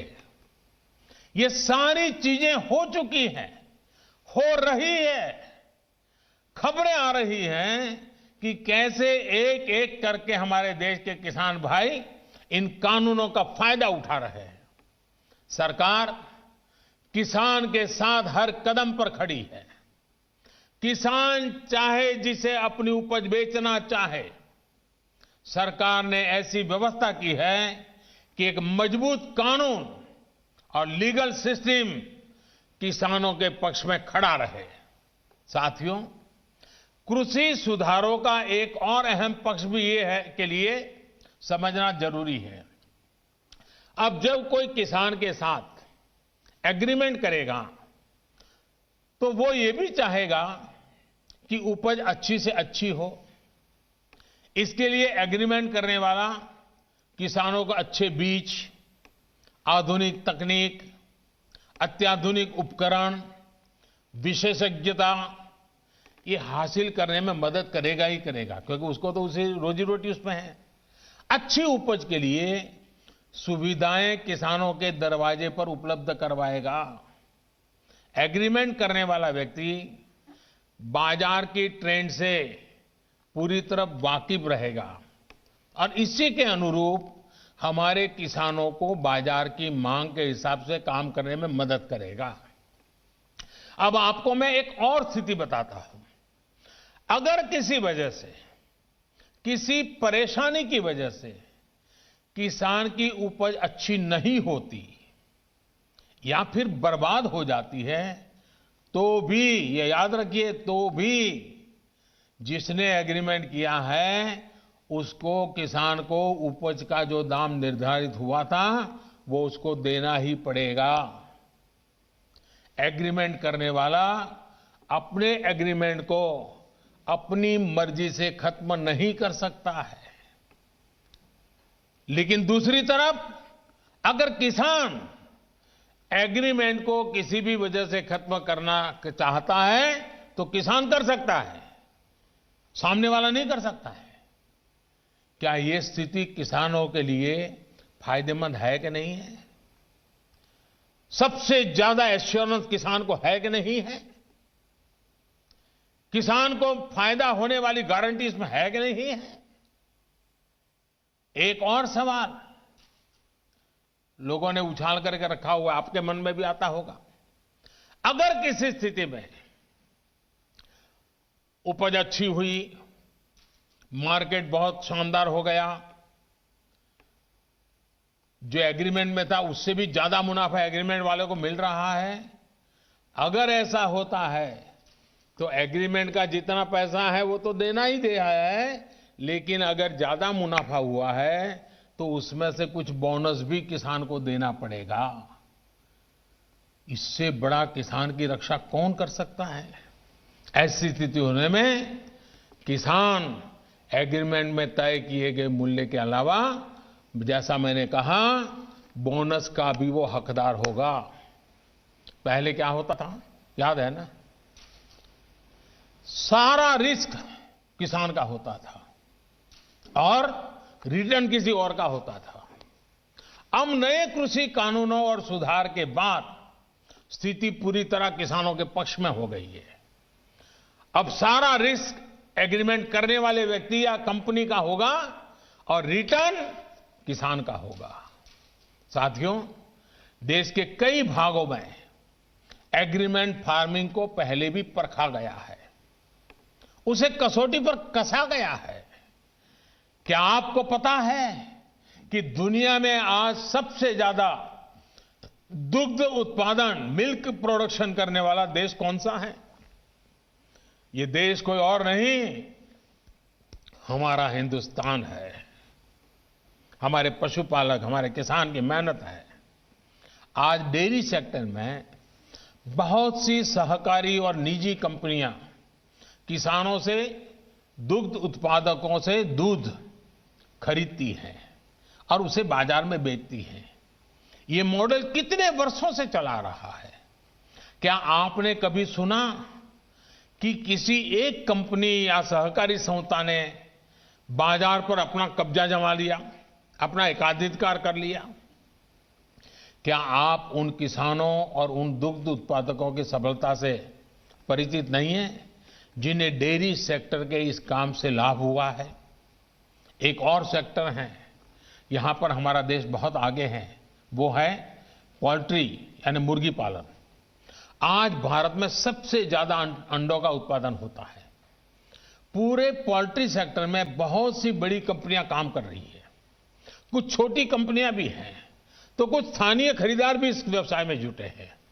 इस सेक्टर से जुड़े लोग अपना प्रोडक्ट किसी को भी कहीं भी बेचने के लिए स्वतंत्र हैं। जहां भी उन्हें सबसे ज्यादा दाम मिलता है वो अंडे बेच सकते हैं।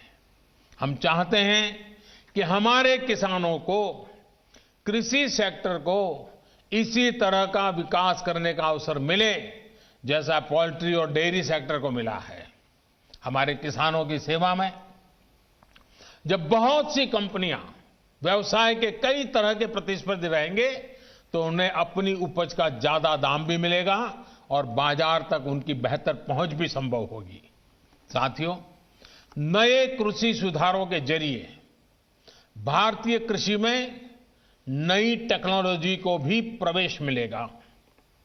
आधुनिक तकनीक के जरिए हमारे किसान अपनी उपज को बढ़ा सकेंगे, अपनी उपज को विविधता दे सकेंगे, अपनी उपज की बेहतर ढंग से पैकेजिंग कर सकेंगे, अपनी उपज में वैल्यू एडिशन कर सकेंगे।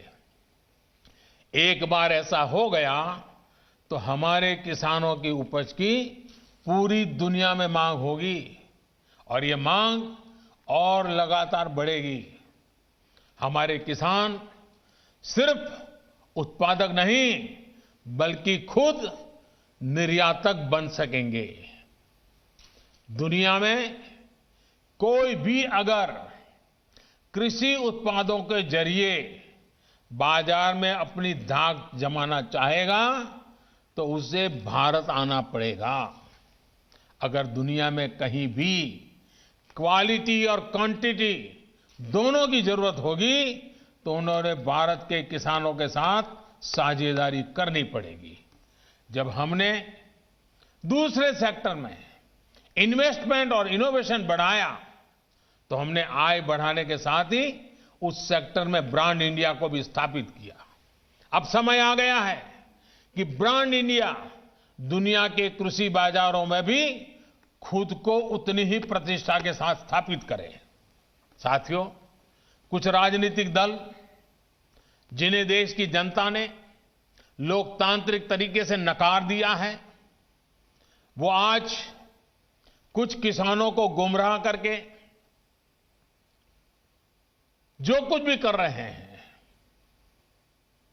उन सबको बार बार नम्रतापूर्वक सरकार की तरफ से अनेक प्रयासों के बावजूद भी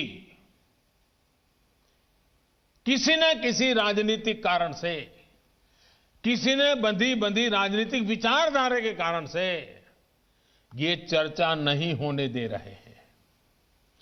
कृषि कानूनों के संदर्भ में ये जो पॉलिटिकल पार्टी की विचारधारा वाले जो कुछ लोग हैं जो किसानों के कंधे पर बंदूकें फोड़ रहे हैं, कृषि कानूनों के संदर्भ में उनके पास ठोस तर्क न होने के कारण वो भांति भांति के मुद्दों को किसानों के नाम पर उछाल रहे हैं। आपने देखा होगा जब प्रारंभ हुआ था तो उनकी इतनी मांग थी कि भाई एमएसपी की गारंटी दो। उनके मन में जीन्युइन, क्योंकि वो किसान थे, उनको लगा कहीं ऐसा तो ना हो। लेकिन इसका माहौल दिखा करके ये राजनीतिक विचारधारा वाले चढ़ बैठे और अब एमएसपी वगैरह बाजू में क्या चल रहा है, ये लोग हिंसा के आरोपी ऐसे लोगों को जेल से छुड़ाने की मांगे कर रहे हैं।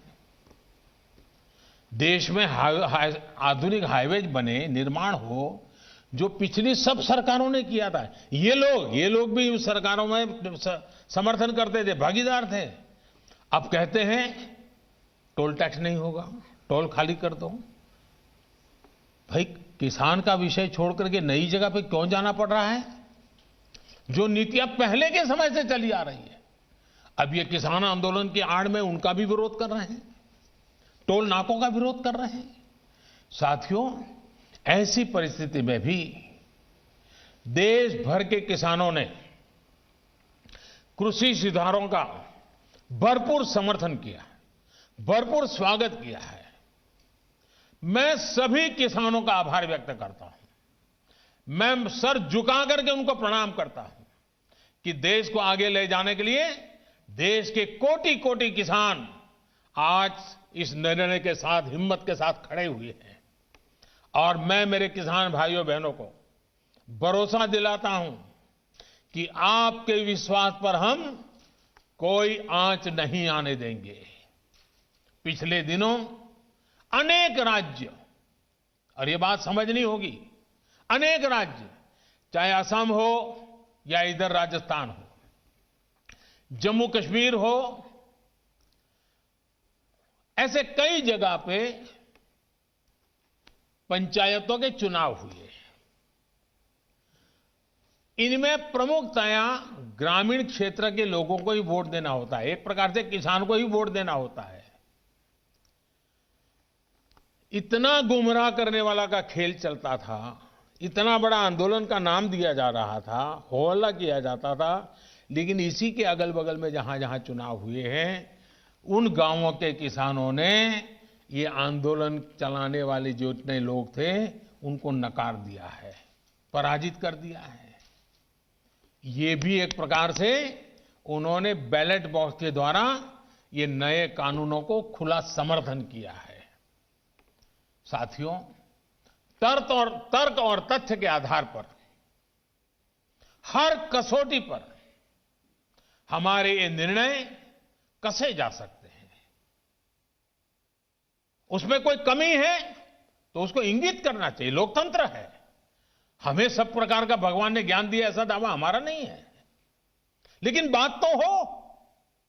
इन बातों के बावजूद भी लोकतंत्र में अटूट आस्था और श्रद्धा होने के कारण, किसानों के प्रति हमारा समर्पण होने के कारण हर समय किसानों के हर मुद्दे पर चर्चा के लिए सरकार तैयार है। समाधान के लिए हम खुला मन लेकर के चल रहे हैं। कई दल ऐसे भी हैं जो इन्हीं कृषि सुधारकारों के पक्ष में रहे हैं। उनके लिखित बयान भी हमने देखे हैं। वो आज अपनी कही बात से ही मुकर गए हैं, उनकी भाषा बदल गई है। वो राजनीतिक नेता जो किसानों को भ्रमित करने में जुटे हुए हैं, जिनकी लोकतंत्र में रत्ती भर भी श्रद्धा नहीं है, वो विश्वास ही नहीं करते डेमोक्रेसी में। दुनिया के कई देशों में उनका परिचय है लोगों को। ऐसे लोगों के जो भी उन्होंने कहा है पिछले दिनों, जिस प्रकार के अनलगढ़ आरोप लगाए हैं, जिस भाषा का प्रयोग किया है, पता नहीं कैसी कैसी इच्छाएं व्यक्त की है, मैं बोल भी नहीं सकता हूं। ये सब करने के बावजूद भी, उन सब चीजों को सहन करने के बाद भी, उसको पेट में उतार करके, मन ठंडा रख करके, उन सबको सहन करते हुए मैं आज फिर एक बार नम्रता के साथ उन लोगों को भी जो हमारे गौर विरोध करने पर तुले हुए, उनको भी कहता हूं, मैं नम्रता के साथ कहता हूं, हमारी सरकार किसान हित में उनसे भी बात करने के लिए तैयार है, लेकिन बात मुद्दों पर होगी, तर्क और तथ्यों पर होगी। साथियों, हम देश के अन्नदाता को उन्नत करने के लिए हर संभव प्रयास कर रहे हैं। जब आपकी उन्नति होगी तो पूरे राष्ट्र की उन्नति तय है। सिर्फ आत्मनिर्भर किसान ही आत्मनिर्भर भारत की नींव डाल सकता है। मेरे देश के किसानों से आग्रह है, किसी के बहकावे में ना आए, किसी के झूठ को न स्वीकारे, तर्क और तथ्य के आधार बनाकर ही सोचे विचारे। और फिर एक बार देश भर के किसानों ने खुल करके जो समर्थन दिया है, ये मेरे लिए अत्यंत संतोष और गर्व का विषय है। मैं आपका बहुत आभारी हूं। एक बार फिर से करोड़ों किसान परिवारों को पीएम किसान सम्मान निधि के लिए मैं आपको बहुत बहुत बधाई देता हूं और मैं आपसे लगातार प्रार्थना करता हूं, आपके लिए भी प्रार्थना करता हूं, आप स्वस्थ रहें, आपका परिवार स्वस्थ रहे, इसी कामना के साथ आप सभी का बहुत बहुत आभार, धन्यवाद।